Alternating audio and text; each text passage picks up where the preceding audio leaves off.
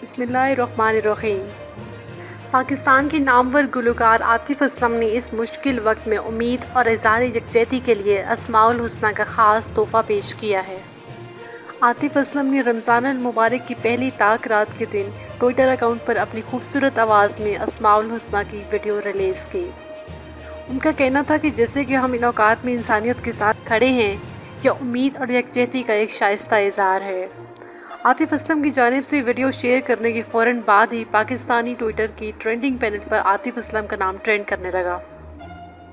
मदाहों ने उनकी खूबसूरत आवाज़ में अल्लाह के 99 नामों अस्माउल हुस्ना को एक बेहतरीन तोहफ़ा करार दिया। वाज़ेह है कि इससे कबल गुलकार आतिफ असलम ने अपनी सहर अंगेज़ आवाज़ में अज़ान पेश की थी, जबकि इनकी आवाज़ में हम्द वही खुदा है और सलाम ताजदार हरम भी मदाहों की जानिब से बेहद पसंद किया गया था।